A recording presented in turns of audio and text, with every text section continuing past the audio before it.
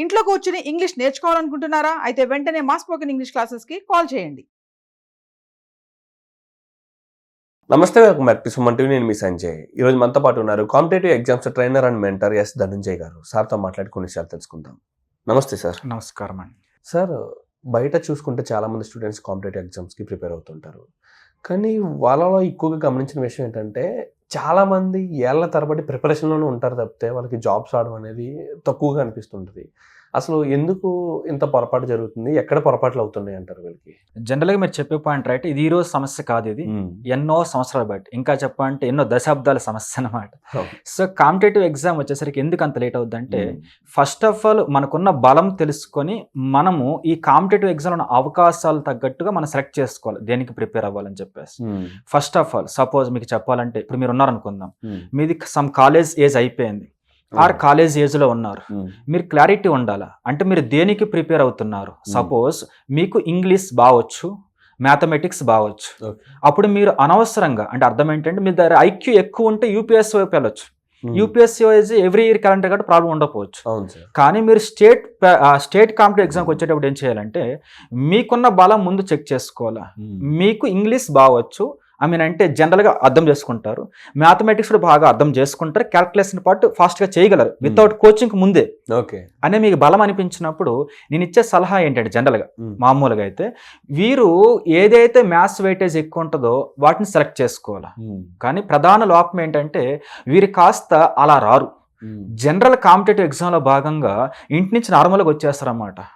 ఓకేనా? అంటే వీరికున్న బలాన్ని వీరు ముందు పెట్టాలి, కానీ వీరు బలాన్ని మర్చిపోయి కాంపిటేటివ్ ఎగ్జామ్లోకి ఎంటర్ అయిపోతున్నారు. దానివల్ల ఏమవుతుందంటే, నీ బలం బలహీనతగా మారిపోతుంది. ఎందుకని నీ బలం కేవలం కొన్ని ఎగ్జామ్స్కి మాత్రమే.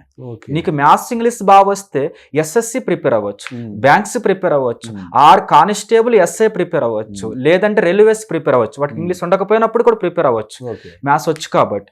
సో ఈ టైప్ ఆఫ్ ప్యాటర్న్ ఎంచుకుంటే, ఇవి ఇయర్కి ఎక్కువ నోటిఫికేషన్స్ కాబట్టి మీరు మినిమం ఒక ఇయర్లోనే సుమారుగా చాలా ఎగ్జామ్స్ రాయొచ్చు. అప్పుడు మీకు బెనిఫిట్ ఏంటంటే, మీకు ఆల్రెడీ వీటి మీద కమాండ్ ఉంది కాబట్టి మీరు ఒక కోచింగ్ ఇన్స్టిట్యూట్లో జాయిన్ అయిన తర్వాత, అక్కడ వినిన తర్వాత డైలీ ప్రాక్టీస్ చేస్తే 1.5 year or 1 year or 2 years maximum settle అయిపోతారు. ఓకేనండి. కానీ ఒకవేళ మీ బలం అది అయినప్పుడు మీరు గ్రూప్స్ కి ఎంటర్ అయ్యారు అనుకుందాం. ఓకేనా? గ్రూప్స్ కి ఎంటర్ అయితే 2 డ్రాబ్యాక్స్ ఉంటాయి, రెండు కారణాలు ఉంటాయి. ఒకటి స్టూడెంట్ వైపు తప్పు ఉంటే, రెండవది గవర్నమెంట్ అనేది రెగ్యులర్ గా నోటిఫికేషన్ ఇవ్వదు. అదొక పెద్ద డ్రాబ్యాక్ గ్రూప్స్ వైపు వచ్చేసరికి. ఇప్పుడు మీరు ఏమవుతుందంటే, సపోజ్ మీరు 2020లో వచ్చారు అనుకుందాం ఫీల్డ్లోకి, 2025లో ఫస్ట్ నోటిఫికేషన్ అనుకుందాం. ఓకేనా? మీరు ఏం చేస్తారు, 20లో వచ్చి గ్రూప్స్ వైపు, ఇదంతా జనరల్గా ఒక ఓషన్ లా ఉంటుంది, అంటే లాట్ ఆఫ్ సిలబస్ ఉంటుంది. ఓకేనా? మీకు ఇందులో బలం ఏది? అందరూ ఈక్వల్ కదా ఇక్కడ. సో ఇక్కడ ఈ అందరూ ఈక్వల్ అంటే ఏమవుతుందంటే, ముందొచ్చిన వాళ్ళు మీకంటే కొద్దిగా బాగా చదవడం, ఎక్కువ రోజులు చదవడం వలన మీరు ఎంత కష్టపడినప్పటికి కూడా మీకంటే వాళ్ళకి అడుగు ముందు కష్టపడడం వల్ల ఏమవుతుందంటే, జనరల్ సిలబస్ అయిపోవడం వల్ల అందరికి ఈక్వల్ అయిపోతుంది. ఇక్కడ బలం లేదు, బలహీనత లేదు, ఏవి గ్రూప్స్ వైపు. సో దానివల్ల ఏమవుతుందంటే, ఒకటి నోటిఫికేషన్ లేట్ గా రావడం, రెండవది మీరు డైరెక్ట్ గా ఒక 4-5 years ఫస్ట్ ఎగ్జామ్ రాస్తున్నారు.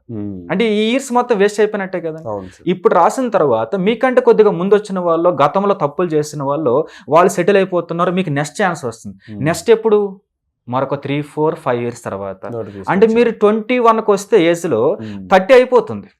గ్రూప్స్ లో ప్రాబ్లం అదే వస్తుంది అనమాట.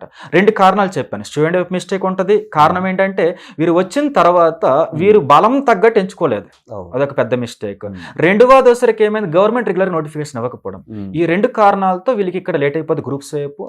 కాబట్టి నేను చెప్పేది ఫైనల్ గా, ఇవి జనరల్ కారణాలు. ఇంకొకటి ఉంటుందండి, ఇంకొకటి ఏంటంటే ప్రధాన కారణం, వీరు వచ్చిన తర్వాత వీరు చేయవలసిన పని ఏంటంటే, సపోజ్ త్వరగా జాబ్ రావాలనుకుందాం. సపోజ్ ఒకవేళ వాళ్ళు వచ్చి ఒక 2 years అవుతుంది, ఇదే ఫస్ట్ ఎగ్జామ్ అనుకుందాం, కన్ఫర్మ్ జాబ్ రావాలనుకుందాం. జాబ్ రావాలంటే పోస్టులు ఎక్కువ ఉన్నప్పుడు ఎవరికైనా వచ్చేస్తాయి, పోస్టులు తక్కువ ఉన్నప్పుడు కూడా జాబ్ రావాలంటే దీనికి ఒకే ఒక సొల్యూషన్ ఏంటంటే, ఒకటి మీరు ఆల్రెడీ ఈ ఫీల్డ్లో నలిగిపోయిన వాళ్ళు, లేకపోతేనేమో ఇటువంటి మిస్టేక్ చేస్తే కన్ఫామ్ గా టైం ల్యాగ్ అయిపోదని తెలిసిన వాళ్ళు, నథింగ్ బట్ వాళ్ళని మెంటర్స్ అని పిలుస్తారు అన్నమాట. కొద్దిగా ఓపిక తెచ్చుకొని మెంటర్స్ దగ్గర మెంటర్షిప్ తీసుకుంటే, ఓకేనా, మీకు 8 years లో రావాల్సిన గ్రూప్స్ అనేది ఓకే, వాళ్ళు వాళ్ళ ఎక్స్పీరియన్స్ తో మీకు టైం తగ్గిస్తారు కాబట్టి ఒక 2 or 3 years లో వచ్చే ఛాన్స్ ఉంటుంది. Okay sir.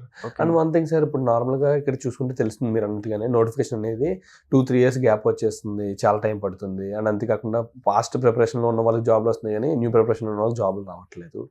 అసలు ఈ తరహాలో చూసుకుంటే ప్రిపరేషన్ పరంగా మంచి స్ట్రాటజీ ఏముందంటారు? ఒక ఆర్ట్స్ బేస్డ్ స్టూడెంట్కి ఏం చెప్తారు, మ్యాథ్స్ బేస్డ్ స్టూడెంట్కి ఏం చెప్తారు మీరు? అంటే ఇప్పుడు మీరు చెప్పిన దాంట్లో ఒక పెద్ద మిస్టేక్ ఉంటుంది, మనం బ్లేమ్ అవ్వకూడదు. ఎలా అంటే పాతగా వచ్చిన వాళ్ళకే సీనియర్స్గా జాబులు వస్తున్నాయి అనేది కరెక్ట్ గా. పాతగా వచ్చి తప్పులు చేసే వాళ్ళు తప్పులు చేస్తున్నారు. ఓకే, ఏమని సెలక్షన్ ఆఫ్ బుక్స్ అంటే తెలుసుకున్న వాళ్ళు పాస్ అవుతున్నారు. పాతగా వచ్చి మిస్టేక్స్ రెక్టిఫై చేస్తున్న వాళ్ళకి ఈజీ అయిపోతాం. కొత్తగా వచ్చి ఇటువంటి వే మెంటర్షిప్ వేలోనో లేకపోతే బాగా తెలిసిన వాళ్ళ గైడెన్స్, పేరెంట్స్ గైడెన్స్ ఉంటే వీళ్ళకి జాబులు వస్తాయి. దీనికి ఒకటే బ్రిడ్జ్ ఏంటి? అవేర్నెస్. కాంపిటేటివ్ ఎగ్జామ్లో అత్యంత బలమైన విలువైన వస్తువు ఏదైనా ఉంది అంటే మాత్రం ఒకటి అవేర్నెస్ అండి. నన్ను అడిగితే దానికంటే విలువైనది ఇక్కడ ఏమీ లేదు. కోచింగ్ కాదు, ఇన్స్టిట్యూట్లు కాదు, ఫీజులు కాదు, ఏం కాదు. ఒకటే అవేర్నెస్. పేరెంట్స్ ఇద్దరికి అవేర్నెస్ ఉంటే పిల్లలకి ఈజీగా వచ్చేస్తుంది ఐఏఎస్. పేరెంట్స్కి ఇద్దరికి అవేర్నెస్ లేకపోతే ఇటీవల కాలంలో లాస్ట్ ఇయర్ ఒక కానిస్టేబుల్ రిజైన్ చేసిన తర్వాత 10 years పట్టింది ఐపీఎస్ రావడానికి. ఓకేనా, ఒక నార్మల్ వ్యక్తి, స్కూల్ టీచర్ వ్యక్తి కాస్త 14 సంవత్సరాలు పెట్టింది ఐఏఎస్ రావడానికి. Just awareness. కాబట్టి కాంపిటేటివ్ ఎగ్జామ్కి ఎంటర్ అయ్యేటప్పుడు ఒకటి మీకైనా అవేర్నెస్ ఉండాలి. ఉండదు కదా, ఎందుకని కొత్తగా వస్తారు కాబట్టి. అవేర్నెస్ ఉన్న వాళ్ళ మాటని సరిగ్గా వినాలి. దానివల్ల మీకు టైం సేవ్ అవుతుంది, లేదా మిస్టేక్ మీద మిస్టేక్ జరిగిపోతూ ఉంటుంది. సో కాబట్టి ఏంటంటే ఇక్కడ సీనియర్స్ అని ఎందుకు చెప్పండి, వాళ్ళకి అవేర్నెస్ వచ్చేస్తుంది స్టెప్ బై స్టెప్. అది తీసేస్తే మనం ఇచ్చే సలహా ఏంటి అసలు? మనం ఇచ్చే సలహా మ్యాథ్స్ బేస్ ఉన్నవాళ్ళు, ఓకేనా, గ్రూప్స్ వైపు రావచ్చు, తప్పేం లేదు. కానీ వెంటనే నోటిఫికేషన్ ఉంటే రావచ్చు. కానీ మీరు వెంటనే నోటిఫికేషన్ ఉంటే ఇప్పుడే వస్తే పోస్టులు తక్కువ ఉంటే మరలా మిస్టేక్ ఫేస్ చేస్తాం. నేను చెప్పేది నీకు నిజంగా మ్యాథ్స్ బలం ఉంటే, నిజంగా ఇంగ్లీష్ బలం ఉంటే నువ్వు డైరెక్ట్గా ఎస్ఎస్సి ఆర్ బ్యాంక్స్ వైపు వెళ్ళండి. బాగా ప్రిపేర్ అవ్వండి. ఒక 1 year or 1.5 years ప్రిపేర్ అవ్వండి. ఏదో ఒక జాబ్లో సెటిల్ అవ్వండి. సెటిల్ అయిన తర్వాత ఒక 2 years ప్రొవిజన్ పీరియడ్ మెయింటైన్ చేయండి, ఆర్ 3 years మెయింటైన్ చేయండి. అప్పుడే గ్రూప్స్ ప్రిపరేషన్ అవుతూ ఉండండి ఓన్గా. తర్వాత అది అయిపోయిన తర్వాత గ్రూప్స్ రండి. ఏం కాదు, ఇలా చూసుకున్నా కూడా ఏజ్ 30కి రాసవద్దు గ్రూప్స్ రావడానికి.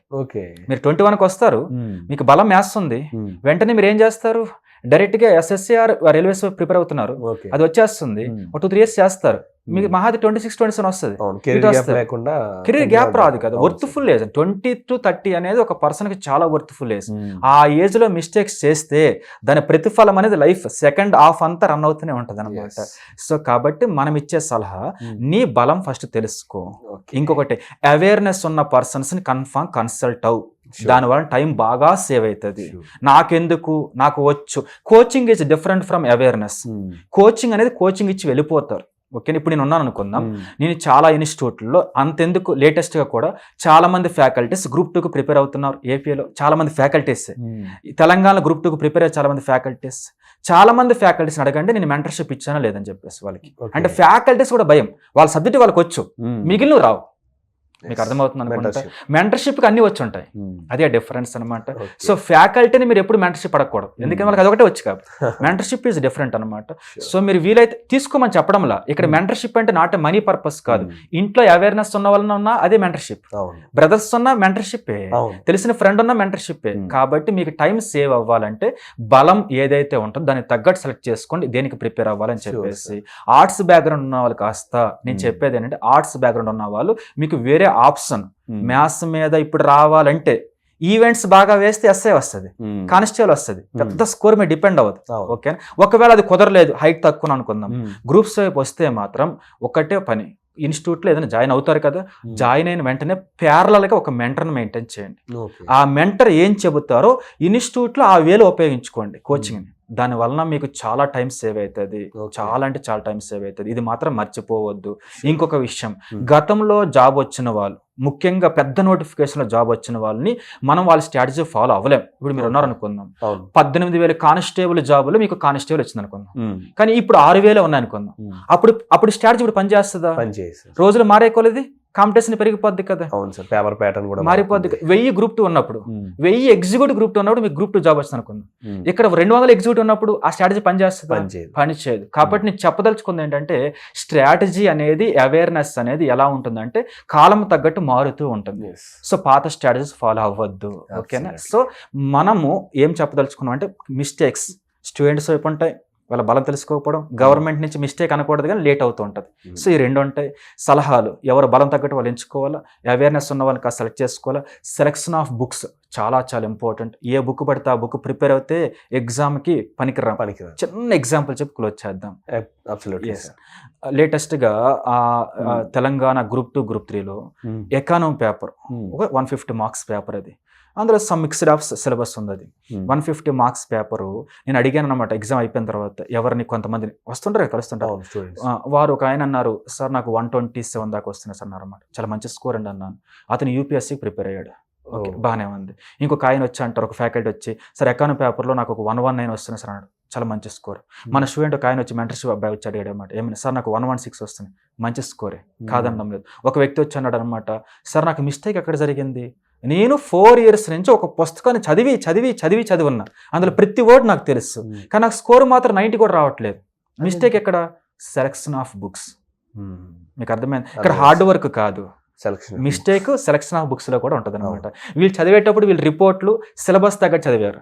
ఎవరు ఇప్పుడు మన స్కోర్ చెప్పిన వారు, ఎవరైతే కష్టపడ్డారు తక్కువ మార్క్స్ వస్తాయని చెప్పారు చూస్తారు, వారు సిలబస్ చూడాల, క్లాస్ చెప్పే వ్యక్తి ఏం చెబితే అది నిజమని నమ్మారు అనమాట. అందుకే మిస్టేక్ ఫేసెస్. మీరు ఉన్నారనుకుందాం, మీ గురించి మీరు ఎప్పుడు తప్పు చెప్పుకోరు కదా, లేదు కదా. మరి క్లాస్ ఇందాక అదే చెప్పాను, మెంటర్కును ఫ్యాకల్టీ డిఫరెన్స్. అది మెంటర్ నిజాలు చెబుతాడు, ఆ ఫ్యాకల్టీ వచ్చరికనేమో అన్ని వచ్చు అంటే అతను తప్పు కాదు, అతని సబ్జెక్టు ఎస్ అతను తెలిసిందేదో బాగా చెప్తాడు అనమాట. తప్పు ఇక్కడ ఎవరిది కాదండి, చివరికి జాబ్ రావాల్సింది నీకే కదా, జాబ్ రావాలి కాబట్టి మిస్టేక్స్ ఏమైనా ఉంటే ముందే రెక్టిఫై చేసుకో. ఒకసారి ఏజ్ 25 క్రాస్ అయితే ఇలా చూసేలోపు 30 క్రాస్ అవుతుంది అనమాట. ఇదైతే నిజం, చూసుకొని ప్లాన్ చేసుకోండి. గ్రూప్ 1కి సంబంధించి ఏమైందంటే, ఒక ఆమె వచ్చారు డైరెక్ట్గా రాగానే 23కి అనుకుంటా ఆమె డిప్యూటీ కలెక్టర్ వచ్చేస్తుంది అనమాట. అసలు ప్యాటర్న్ మిస్టేక్ ఎక్కడ, మందా వాళ్ళదా? ఎందుకని భయంకరంగా చదివాం కదా మనం. అప్పుడు అబ్జర్వ్ చేస్తే 2 అర్థమైంది. ఒకటి, లాంగ్వేజ్ ఆఫ్ ఎగ్జామ్ 3, నేను తెలుగులో రాస్తాను, వాళ్ళు ఇంగ్లీష్లో రాస్తారు, పాయింట్ నెంబర్ 1, దాంతో ఎక్కువ రాయొచ్చు వర్డ్స్. రెండోది, వాళ్ళ పేరెంట్స్ స్కూల్ టీచర్లు. సో ఆమెను ఇంటర్మీడియట్ డైరెక్ట్గా స్ట్రాటజిక్గా గైడెన్స్, ఇంటర్మీడియట్ నుంచి వాళ్ళు ఈ ఐఐటి వైపు కాకుండా, అంటే ఎంపీసీ వైపు కాకుండా అటు పంపించారు ఆర్ట్స్ వైపు. అంటే ఇంటర్మీడియట్ నుంచి కూడా ఆమెకి గైడ్ చేసేస్తున్నారు. ఆ ఏజ్ అంటే ఆ 5 years ఏజ్ అనేది ఇక్కడ కవర్ అయ్యింది, దాంతో ఈక్వల్ అయిపోతుంది కాంపిటీషన్. సో ఇటువంటి స్ట్రాటజీ చాలా మెయింటైన్ చేస్తున్నారు. మీరు కూడా ఒక అంబిషన్ ఉన్నప్పుడు, కొద్దిగా కష్టపడాలనుకున్నప్పుడు, ప్రీ ఎడ్యుకేషన్ నథింగ్ బట్ బాగా చెప్పాలంటే కాలేజ్ చదువుతుండగానే చిన్న ప్లాన్ వేసుకోండి, దానికి తగ్గట్టు పని చేయండి. ఇంకొక నిజం చెబుతున్నా, బలంగా కాంపిటేటివ్ ఎగ్జామ్ ప్రిపేర్ అయిన వారికి జాబు రాకుండా మిగిలిపోయినట్టు చరిత్రలో లేదు. సీరియస్గా ప్రిపేర్ అవ్వాలా. కొద్దికాలం లేట్ అవ్వచ్చు, గ్యారంటీగా వస్తుంది, ఓకేనా. సగం పనులు చేస్తే మాత్రం లైఫ్ స్పాయిల్ అయిపోద్ది. అంటే 6 నెలలు ప్రిపేర్ అయ్యి 6 నెలలు ఇంటికి వెళ్ళి తిరిగి వచ్చి మరలా 6 నెలలు ప్రిపేర్ అయ్యి మరలా ఊరి మీదకి వెళ్ళిపోతే చాలా పెద్ద మిస్టేక్ అది. దానివల్ల టైం ల్యాగ్ అయిపోతుంది, కెరీర్ నాశనం అయిపోతుంది. Continuation, stability, continuous and hard work and smart work and awareness, 5 pillars, guarantee job వస్తుంది. Thank you sir, thank you very much sir. Okay అండి.